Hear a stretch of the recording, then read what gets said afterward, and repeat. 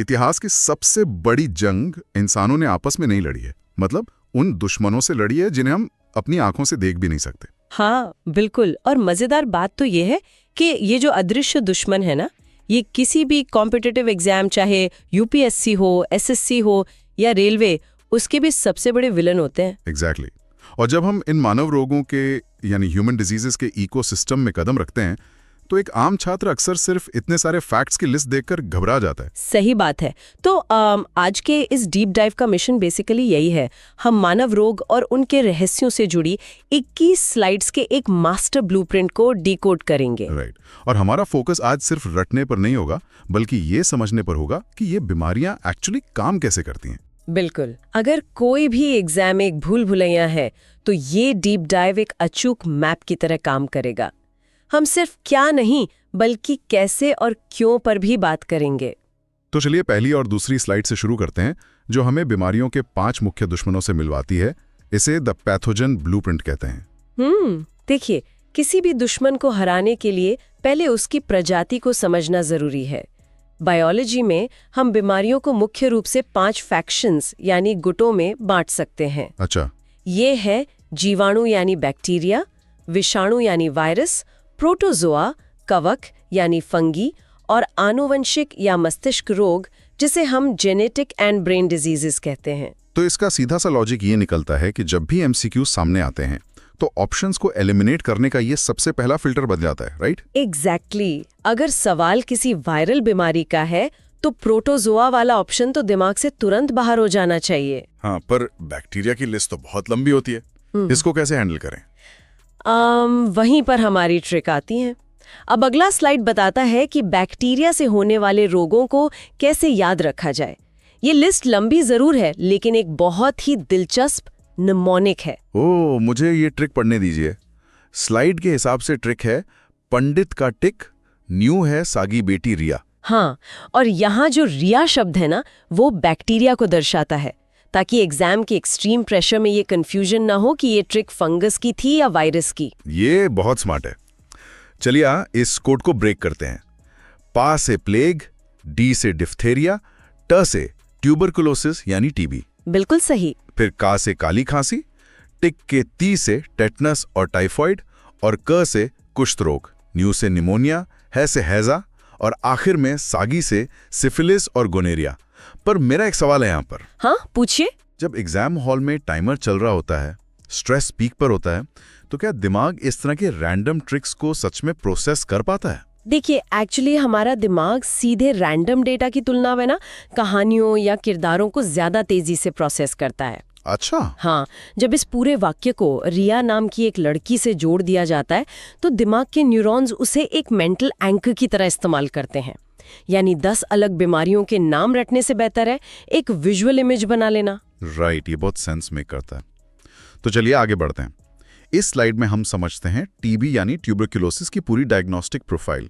ये स्लाइड 4 है। टीबी का थ्रेट प्रोफाइल समझना बहुत ही क्रूशल है।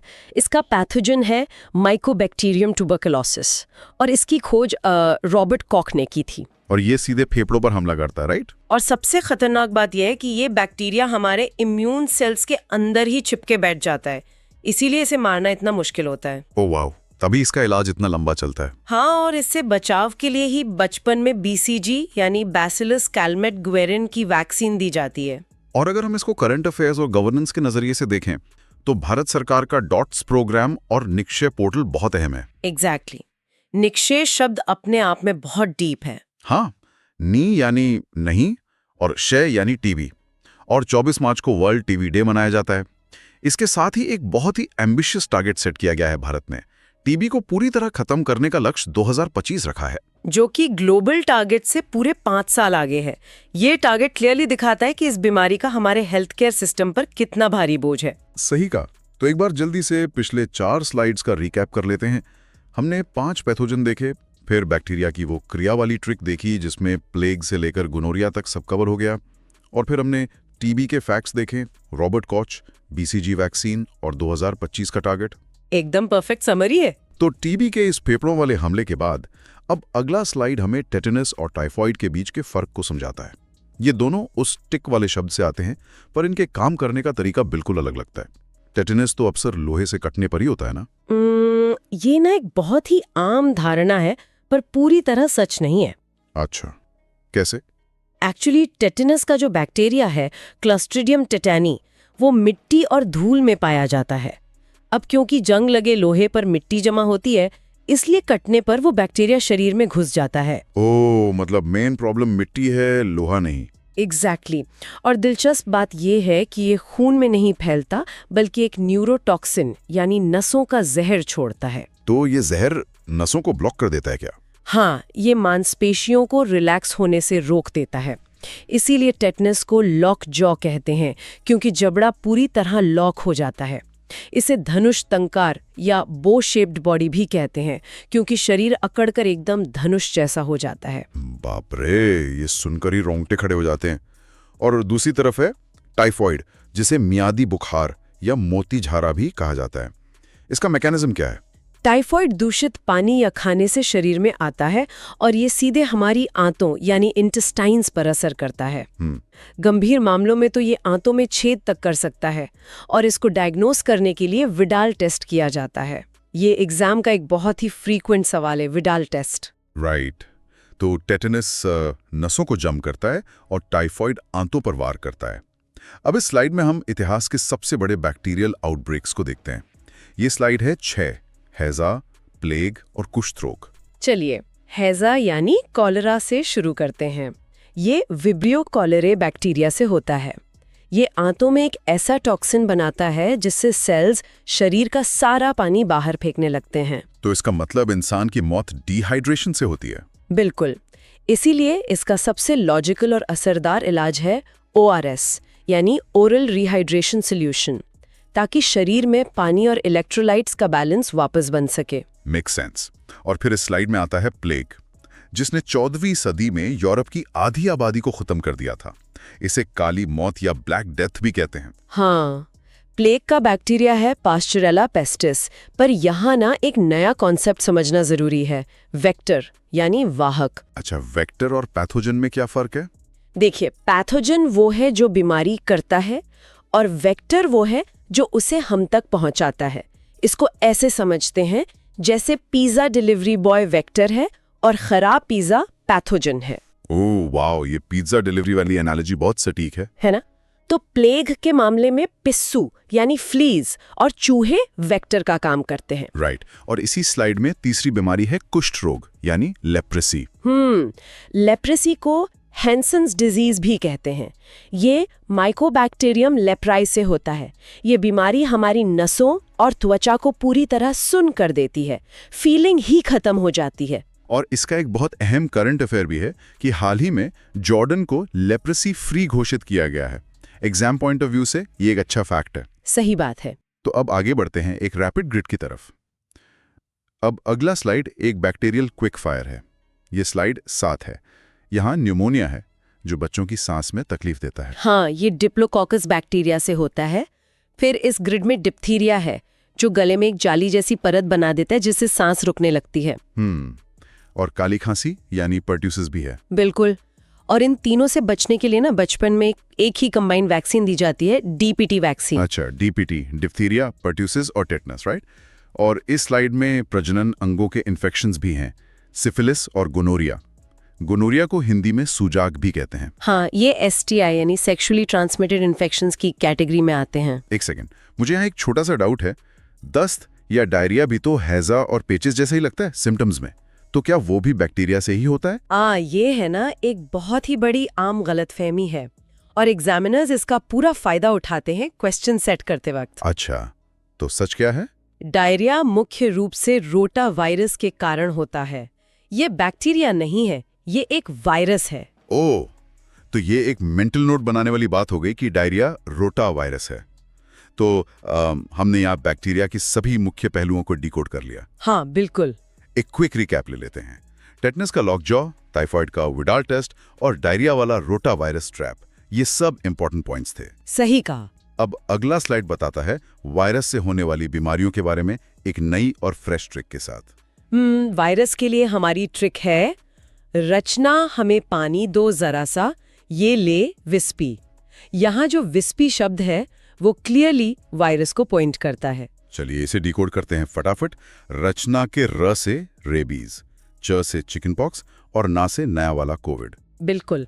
फिर हुमे से हेपेटाइटिस और मीजल्स, पानी दो से पोलियो, निपा और डेंगू, राइट। जरा सा से जीका, रुबेला, स्वाइन फ्लू और स्मॉल पॉक्स, और आखिर में ये ले से इबोला और एड्स। अब देखिए कि कैसे ये एक ही वाक्य वायरल रोगों का पूरा स्पेक्ट्रम कवर कर लेता है। सच में ये बहुत पावरफुल है।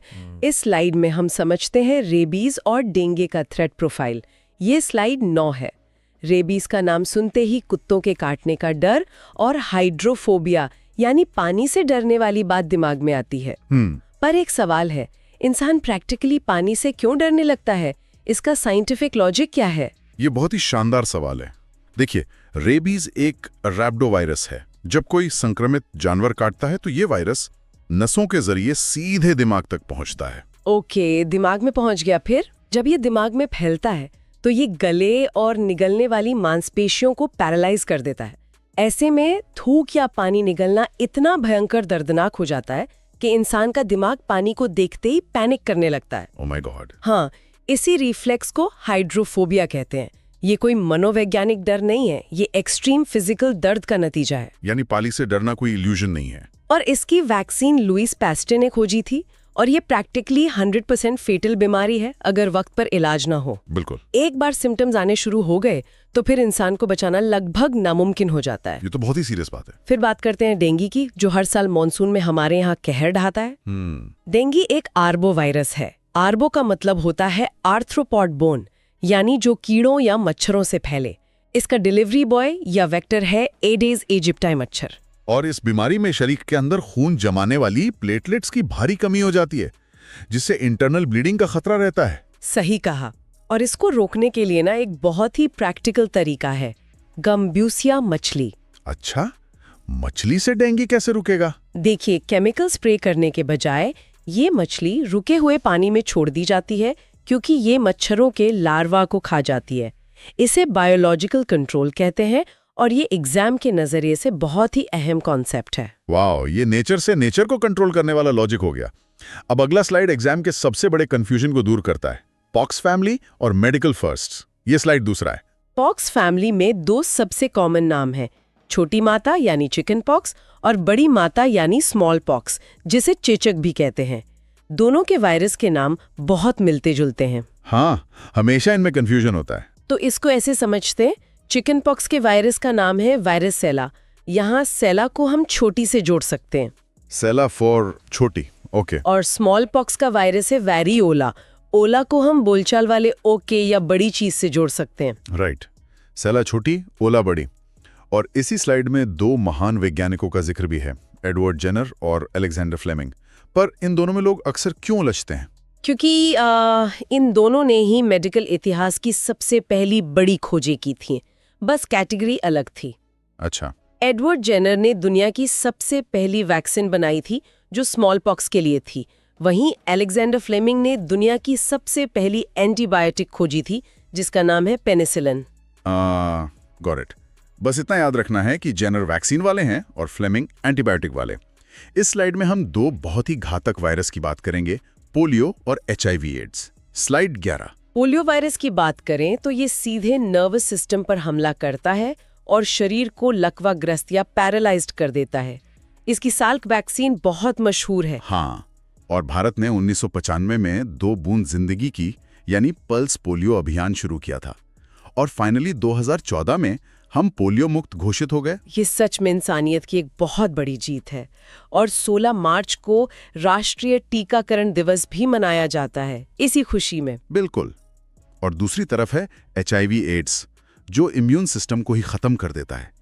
इस स्लाइड में इसे एक रेट्रो वायरस कहा गया है। ये रेट्रो का क्या मतलब निकलता है यहाँ? रेट्रो का मतलब होता है उल्टा।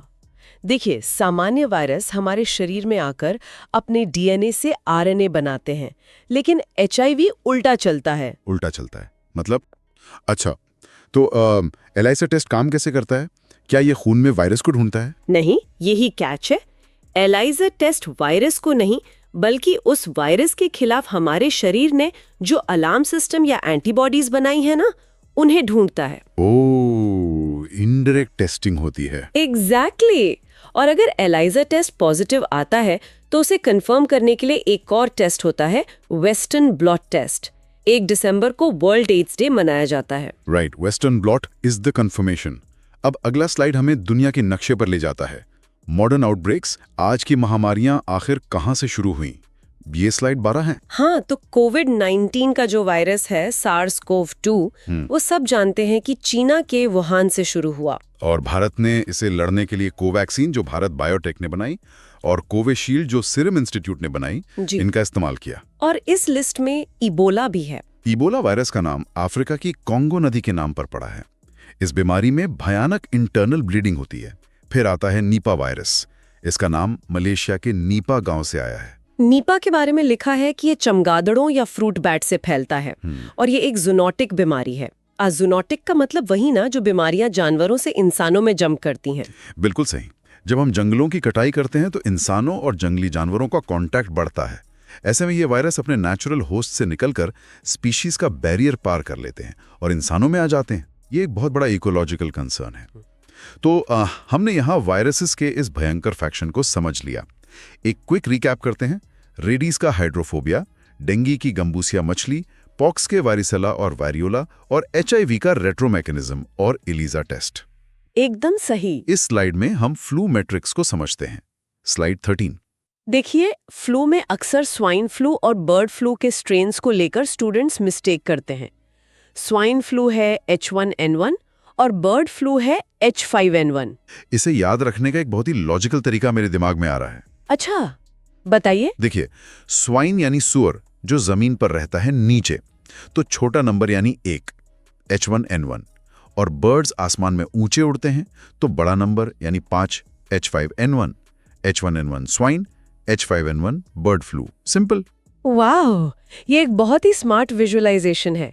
एग्जाम में ये ट्रिक डेफिनेटली कंफ्यूजन रोकेगी। हाँ, और इसके अलावा आम सर्दी जुकाम राइनोवायरस से होता है और आई फ्लू एडिनोवायरस से। बिल्कुल। और इसी स्लाइड में हेपेटाइटिस का भी जिक्र है, जो लिवर यानी यकृत में सूजन पैदा करता है। इसके मुख्य 5 प्रकार होते हैं, A, B, C, D और E। और 28 जुलाई को वर्ल्ड हेपेटाइटिस डे मनाया जाता है। राइट। तो वायरसेस के बाद अब अगला स्लाइड प्रोटोजोआ रोगों की ओर बढ़ता है, जिसकी ट्रिक बहुत मजेदार है। ये स्लाइड 14 और 15 हैं। प्रोटोजोआ की ट्रिक है, पापा काम पे सोते हैं। हाँ, ये तो एकदम कैची है। पा से पायोरिया, का से कालाजार, म से मलेरिया, पी से पेचिश और सोते हैं से निद्रा रोग यानी स्लीपिंग सिकनेस। एग्जैक्टली। और इनमें से मलेरिया की डायग्नोस्टिक प्रोफाइल को डीपली समझना बहुत जरूरी है। हाँ, बताइए। मलेरिया एक प्लाज्मोडियम नाम के प्रोटोजोआ से होता है और इसमें फैल्सीपैरम स्ट्रेन सबसे घातक होता है। इसे फैलाने वाली डिलीवरी एजेंट है मादा एनोफिल्स मच्छर। Female anopheles. हाँ, जब ये प्रोटोजोआ खून में जाता है तो ये हमारी लाल रक्त कोशिकाओं यानी RBCs के अंदर घुसकर अपनी संख्या बढ़ाता है, फिर एक साथ उन्हें फाड़कर बाहर निकलता है। इसी अचानक फटने की वजह से मलेरिया में रुक रुक कर तेज बुखार और ठंड लगती है। अच्छा, तो वो जो पीरियोडिक शिवर्स आते हैं वो RBCs के बर्स्ट होने का नतीजा है। बिल्कुल। और इसकी खोज रोनाल्ड रॉस ने की थी। और इसके इलाज का एक बहुत क्लासिक फैक्ट है जो लगभग हर एग्जाम में पूछा जा चुका है कि इसकी दवा क्विनाइन या क्विनीन सिंचना पेड़ की छाल से बनती है। सही बात है। और एक फैक्ट और ऐड करती हूँ, भारत ने मलेरिया को पूरी तरह खत्म करने का लक्ष्य 2030 रखा है। 25 अप्रैल को वर्ल्ड मलेरिया डे होता है। राइट। बाकी प्रोटोजोआ रोगों के जो वेक्टर्स यानी वाहक हैं वो भी बहुत दिलचस्प हैं। हाँ, काला आजार सैंडफ्लाई यानी बालू मक्खी से फैलता है, स्लीपिंग सिकनेस टिट्सी फ्लाई से फैलता है और हाल ही में केन्या इससे मुक्त हुआ है। और पैचिस यानी खूनी दस्त भी कहते हैं, वो एंटामीबा हिस्टोलिटिका से होता है जो आंतों को डायरेक्टली डैमेज करता है। और इसी स्लाइड में हाथी पांव यानी एलिफेंटाइटिस का भी जिक्र है। ये देखने में बहुत दर्दनाक लगता है। हाथी पांव एक कृमि यानी वर्म से होता है जिसका नाम है वुचेरिया बैंक्रॉफ्टी। ये कृमि हमारे शरीर के लिम्फेटिक सिस्टम, जहां से बॉडी फ्लूइड्स ड्रेन होते हैं, उन नसों को पूरी तरह ब्लॉक कर देता है। तो इसका मतलब सारा फ्लूइड पैरों में जमा होने लगता है। एग्जैक्टली फ्लूइड ड्रेन नहीं हो पाता, जिससे पैर में भयानक सूजन आ जाती है और वो हाथी के पैर जैसा बड़ा दिखने लगता है। ये प्रोटोजोआ और परजीवियों की दुनिया सच में बहुत ही अजीब और खतरनाक है। इस स्लाइड में हम कवक यानी फंगाई से होने वाली बीमारियों को याद करेंगे। ये स्लाइड 16 है। फंगल रोगों की भी एक बहुत अच्छी ट्रिक है, काला गंजा दामाद खाए फ्रूट। अरे चलिए देखते हैं। काला से ब्लैक फंगस, गंजा से गंजापन, दामाद के दमा से एस्थमा और दा से दाद यानी रिंगवॉर्म, खाए से खाज यानी स्केबीज और फ्रूट से एथलीट्स फुट। परफेक्ट। अब देखिए दाद, खाज, गंजापन और एथलीट्स फुट तो समझ आता है कि ये सब स्किन इन्फेक्शंस है। हाँ, पर मेरा सवाल यही था कि दमा यानी एस्थमा फंगस से कैसे जुड़ा हुआ है? वो तो रेस्पिरेटरी इशू है ना। देखिए इसका कनेक्शन समझना पड़ेगा। जब कुछ खास तरह के फंगस हवा में अपने बारीक स्पोर्स यानी कण छोड़ते हैं और इंसान उन्हें सांस के जरिए अंदर खींचता है, ओके। तो लंग्स में एक सिवियर एलर्जिक रिएक्शन होता है। हमारा इम्यून सिस्टम रिएक्ट करता है और सांस की नाली को सिकोड़ देता है, और बस इसी को हम एस्थमा का अटैक कहते हैं। ओह, तो फंगस सीधे लंग्स में ब्लॉकेजेस नहीं बनाता, बल्कि हमारी बॉडी का ओवर रिएक्शन उस नाली को चोक कर देता है। एग्जैक्टली। और हाँ, कोविड के दौरान जो ब्लैक फंगस फैला था ना, उसका वैज्ञानिक नाम म्यूकोमाइकोसिस याद रखना बहुत जरूरी है स्टूडेंट्स के लिए। Mucormycosis, got it. अब एक क्विक रिकैप ठीक रहेगा। हमने देखा फ्लू के स्ट्रेन्स, जहां H1N1 स्वाइन और H5N1 बर्ड था। फिर प्रोटोजोआ की पापा काम पे सोते हैं ट्रिक देखी, जिसमें मलेरिया के आरबीसी बर्स्टिंग का लॉजिक समझा। और अभी फंगस की काला गांजा वाली ट्रिक देखी। बिल्कुल स्मूथ फ्लो चल रहा है। अब अगला स्लाइड हमें जेनेटिक्स की दुनिया में ले जाता है, जहां बाहरी दुश्मन नहीं बल्कि शरीर के अपने क्रोमोसोम्स में गड़बड़ी होती है। स्लाइड 17 और 18। इंसान के शरीर में 46 यानी 46 क्रोमोसोम्स होते हैं, जो 23 जोड़ों में होते हैं। इन्हें हम ऑटोसोमल और सेक्स क्रोमोसोम्स में बांटते हैं। जब किसी भी जोड़े में 2 की जगह गलती से 3 क्रोमोसोम्स आ जाएं, तो उसे ट्राइसोमी कहते हैं। अच्छा, इसे हम ना एक विजुअलाइजेशन से समझते हैं। मान लीजिए हमारा शरीर 46 पन्नों की एक मैनुअल किताब से बना है।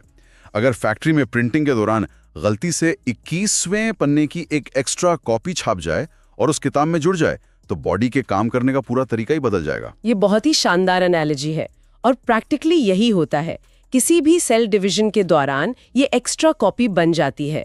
इसी 21वें पन्ने की एक्स्ट्रा कॉपी को डाउन सिंड्रोम कहते हैं। राइट। इसी तरह अगर 13वें क्रोमोसोम की ट्राइसोमी हो तो उसे पेताओ सिंड्रोम कहते हैं, और अगर 18वें की ट्राइसोमी हो तो उसे एडवर्ड सिंड्रोम कहते हैं। Okay, 21 is down, 13 is Patau, 18 is Edward. ये तो हुए नॉर्मल क्रोमोसोम्स, पर जो सेक्स क्रोमोसोम्स हैं, जो जेंडर डिसाइड करते हैं, अगर उनमें गड़बड़ी हो तो क्या होता है? आमतौर पर पुरुषों में 44 के साथ XY होता है और महिलाओं में 44 के साथ XX होता है। अगर पुरुषों में एक एक्स्ट्रा X क्रोमोसोम आ जाए, यानी 44 + XXY, जिससे टोटल 47 हो जाते हैं, तो उसे क्लिनफेल्टर सिंड्रोम कहते हैं। तो एक एक्स्ट्रा X आने से क्या फर्क पड़ता है? क्योंकि X क्रोमोसोम फीमेल ट्रेट्स लाता है, इसीलिए इस कंडीशन में पुरुषों में थोड़े फेमिनिन या ट्रांसजेंडर लक्षण आ जाते हैं। अच्छा। और दूसरा केस है महिलाओं का। अगर उनमें एक X क्रोमोसोम कम हो जाए, यानी 44 + सिर्फ एक X और 0, जिसे टोटल 45 हो जाते हैं, तो उसे टर्नर सिंड्रोम कहते हैं। इसमें महिलाओं का शारीरिक और प्रजनन विकास ठीक से नहीं हो पाता। इसका मतलब जेनेटिक्स का एक एक्स्ट्रा या कम पन्ना पूरी बायोलॉजी बदल सकता है। इस स्लाइड में हम खून से जुड़ी आनुवांशिक बीमारियों को देखते हैं। Slide 19, genetic blood lineage errors. इस कैटेगरी में सबसे चर्चित नाम है हीमोफीलिया।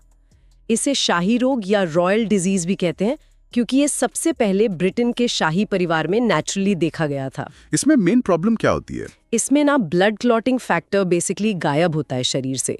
तो अगर एक छोटी सी चोट भी लग जाए तो खून का बहना बंद नहीं होता, थक्का नहीं जमता, जो कि बहुत जानलेवा हो सकता है। राइट। और दूसरा नाम इसमें वर्णांधता यानी कलर ब्लाइंडनेस का है। हाँ, इसमें आंखों के रेटिना में रंग पहचानने वाले कोन्स ठीक से नहीं बनते। नतीजा ये होता है कि व्यक्ति लाल और हरे रंग में बिल्कुल फर्क नहीं कर पाता। ये भी एक जेनेटिक डिसऑर्डर है। और इस स्लाइड में खून की कमी से जुड़ी 2 और जेनेटिक बीमारियां हैं, थैलेसेमिया और सिकल सेल एनीमिया। वैसे टेक्निकली इन दोनों में फर्क क्या है? दोनों में ही तो खून की कमी होती है। इनका रूट कॉज थोड़ा अलग है। देखिए, थैलेसेमिया में शरीर रेड ब्लड सेल्स यानी आरबीसीज ठीक से बना ही नहीं पाता, जिससे हीमोग्लोबिन की हमेशा भारी कमी रहती है और बाहर से खून चढ़ाना पड़ता है। लेकिन सिकल सेल एनीमिया में आरबीसीज बनते तो हैं, पर उनका आकार गोल होने की बजाय हांसिया या आधा चांद यानी मून शेप्ड हो जाता है। अच्छा, शेप बदल जाता है। एग्जैक्टली। और आकार बिगड़ने की वजह से जब ये ब्लड सेल्स पतली नसों से गुजरते हैं तो वहां फंसने लगते हैं, जिससे आगे के अंगों को ऑक्सीजन नहीं मिल पाती। ये तो बहुत पेनफुल प्रोसेस होगा। और मैंने पढ़ा है कि ये बीमारी मुख्य रूप से हमारे जनजातीय क्षेत्रों यानी ट्राइबल एरियाज में बहुत ज्यादा पाई जाती है। सही पढ़ा है आपने, इसका बर्डन बहुत ज्यादा है। और इसलिए भारत सरकार ने सिकल सेल एनीमिया को पूरी तरह खत्म करने का एक बहुत बड़ा लक्ष्य 2047 रखा है, जब भारत अपनी आजादी के 100 साल पूरे करेगा। बिल्कुल, ये एक बहुत इंपॉर्टेंट टारगेट ईयर है एग्जाम्स के लिए। अब अगला स्लाइड पर्यावरण और प्रदूषण से होने वाले रोगों के बारे में है। स्लाइड 20। देखिए, जैसे जैसे इंडस्ट्रियलाइजेशन बढ़ रहा है, हमारे पानी और हवा में भारी धातुएं यानी हेवी मेटल्स घुलती जा रही हैं। राइट। सबसे पहला उदाहरण है पारा यानी मर्क्यूरी का। मर्क्यूरी वाले जल प्रदूषण से मिनामाटा रोग होता है। ये सबसे पहले जापान के मिनामाटा शहर में रिपोर्ट हुआ था, जब लोगों ने पल्यूटेड मछलियां खा ली थीं। इसे नर्वस सिस्टम डिस्ट्रॉय हो जाता है। और कैडमियम प्रदूषण से क्या होता है? कैडमियम के प्रदूषण से हड्डियों का इताई रोग होता है। इसमें हड्डियां इतनी भुरभुरी और कमजोर हो जाती हैं कि हल्के से दबाव से भी टूट सकती हैं। ये बहुत दर्दनाक होता है। एक और टर्म यहाँ दिख रहा है, नाइट्रेट। पानी में नाइट्रेट की अधिकता से क्या असर पड़ता है? अगर बच्चों के पीने के पानी में नाइट्रेट ज्यादा होना तो उनके खून में ऑक्सीजन कैरी करने की क्षमता तेजी से खत्म होने लगती है। अच्छा। इस वजह से ऑक्सीजन की कमी के कारण बच्चों का शरीर नीला पड़ने लगता है। इसीलिए इस कंडीशन को ब्लू बेबी सिंड्रोम कहा जाता है। तो ये तो नाम से ही क्लियर हो रहा है। और आखिर में यहाँ सिलिकोसिस भी है। हाँ, जो मजदूर खदानों में या पत्थर तोड़ने का काम करते हैं वो लगातार सिलिका डस्ट सूंघते हैं। ये डस्ट फेफड़ों में जम जाती है और सिलिकोसिस नाम की एक लाइलाज बीमारी पैदा करती है। ये सब ह्यूमन मेड डिजास्टर्स की तरह हैं। और अब हम आ गए हैं अपनी अंतिम स्लाइड पर। इस स्लाइड में हम दिमाग और तंत्रिका तंत्र यानी नसों के रोगों को समझते हैं। स्लाइड 21। हमारे दिमाग का सिस्टम सच में बहुत नाजुक होता है। जब उम्र बढ़ने के साथ याददाश्त धीरे धीरे कम होने लगती है तो उस जनरल टर्म को डिमेंशिया कहते हैं। और अल्जाइमर्स इसी डिमेंशिया का एक बहुत गंभीर रूप है, जहां ब्रेन के न्यूरॉन्स प्रैक्टिकली खुद ही नष्ट होने लगते हैं। और मेनिंजाइटिस भी दिमाग से जुड़ा है ना? हाँ, मेनिंजाइटिस में हमारे मस्तिष्क और स्पाइनल कॉर्ड को कवर करने वाली जो बाहरी परत होती है, जिसे मेनिंजेस कहते हैं, उसमें इन्फेक्शन की वजह से सूजन आ जाती है। राइट।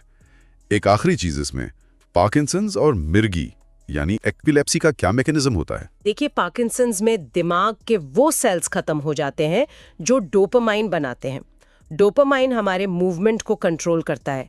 इसीलिए इस बीमारी में शरीर का संतुलन बिगड़ता है और हाथ पैर लगातार कांपते रहते हैं। और मिर्गी में? मिर्गी में दिमाग के न्यूरॉन्स के बीच अचानक एक इलेक्ट्रिक सर्ज या शॉर्ट सर्किट जैसा कुछ होता है। इसी सडन इलेक्ट्रिक डिस्चार्ज से इंसान को जोरदार झटके या दौरे आते हैं। तो ये थी हमारी 21 स्लाइड्स की एक बहुत ही विस्तृत और गहरी जर्नी।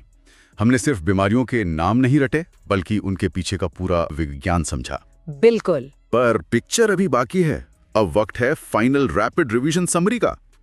अगले कुछ मिनट में हम इस पूरे ब्लूप्रिंट को एक हाई एनर्जी फ्लो में रिवाइज करेंगे। रेडी? एकदम रेडी। चलिए इस पूरे इकोसिस्टम को एक साथ बांधते हैं। शुरू करते हैं ट्रिक्स से। बैक्टीरियल इन्फेक्शन की ट्रिक क्या थी? अंडित का टिक न्यू है सगी बेटी Riya. Plague, diphtheria, TB, tetanus, typhoid, कुष्ठ रोग, निमोनिया, हैजा, सिफिलिस और गोनोरिया। और याद रहे, डायरिया बैक्टीरिया नहीं, रोटा वायरस है। टिटनेस लॉकजॉ करता है और टाइफॉइड के लिए विडाल टेस्ट होता है। बहुत बढ़िया। वायरल फैक्शन भी ट्रिक। रचना, हमें पानी दो जरा सा। ये ले, विस्पी, रेबीज जिसमें गले की नसें चोक होने से हाइड्रोफोबिया होता है। फिर chicken pox, Covid, hepatitis, measles, polio, Nipah, dinghy, Zika, rubella, swine flu जो H1N1 है, स्मॉल पॉक्स, एबोला और एड्स। पॉक्स में याद रखें सेला यानी छोटी माता और ओला यानी बड़ी माता। और एड्स के लिए सबसे अहम टेस्ट कौन सा थे? HIV एक रेट्रोवायरस है जो उल्टा चलता है। उसके लिए प्राइमरी टेस्ट एलिसा है जो शरीर के एंटीबॉडीज ढूंढता है, और फाइनल कंफर्मेशन के लिए वेस्टर्न ब्लॉट टेस्ट होता है। एक्सीलेंट। प्रोटोजोआ की मजेदार ट्रिक। पापा काम पे सोते हैं, पायरिया काला आजार जिसका वेक्टर सैंडफ्लाई है, मलेरिया जिसमें मादा एनोफिलीज मच्छर वेक्टर है और इसकी दवा कुनैन है, फिर पेचिश और निद्रा रोग जिसका वेक्टर तित्से फ्लाई है। फंगल इन्वेडर्स की ट्रिक। काला गंजा दामाद खाए फ्रूट, ब्लैक फंगस यानी म्यूक्योरमाइसीज, गंजापन, दमा जिसमें फंगल स्पोर्स से लंग्स में एलर्जी होती है, दाद, खाज और आखिर में एथलीट्स फुट। अब बात करते हैं जेनेटिक्स की। वही 46 पन्नों वाली किताब के एक्स्ट्रा पन्ने यानी क्रोमोसोम नंबर्स। 21वीं ट्राइसोमी है डाउन सिंड्रोम, 13वीं है पटाओ सिंड्रोम और 18वीं है एडवर्ड सिंड्रोम। ब्लड जेनेटिक्स में 2 मेन याद रखने हैं, शाही रोग यानी हीमोफीलिया जहां खून नहीं जमता, और वर्णांधता जहां लाल और हरा रंग नहीं दिखता। और अंत में आते हैं टारगेट्स और एनवायरनमेंट पर।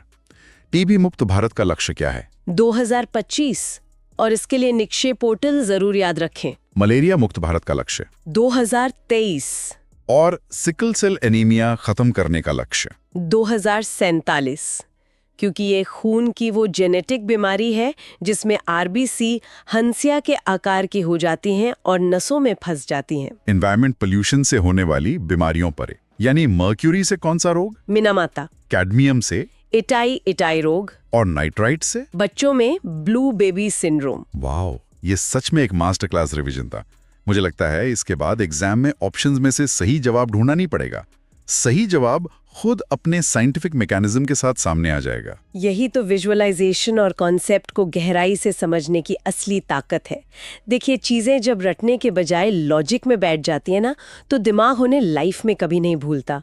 आज हमने क्लियरली देखा कि कैसे बीमारियां बैक्टीरिया, वायरस और हमारे पर्यावरण से गहराई से जुड़ी हुई हैं। हाँ, और ये सब कुछ एक बहुत ही नाजुक बैलेंस पर टिका हुआ है। हमारा इकोसिस्टम, हमारी इम्यूनिटी। बिल्कुल। और इसी बैलेंस से जुड़ा एक बहुत ही डीप सवाल है जो हमें आज छोड़ने से पहले सोचना चाहिए। क्या सवाल है? देखिए, आज जिस तेजी से जलवायु परिवर्तन या क्लाइमेट चेंज हो रहा है, धरती का तापमान बढ़ रहा है, हजारों लाखों साल से जमे हुए ग्लेशियर्स और पर्माफ्रॉस्ट अब पिघल रहे हैं। तो क्या आने वाले वक्त में ये मुमकिन है कि बर्फ के इन गहरे परतों के पिघलने से कुछ ऐसे प्राचीन पैथोजेंस वापस जिंदा हो जाएं जो लाखों साल से सोए हुए थे?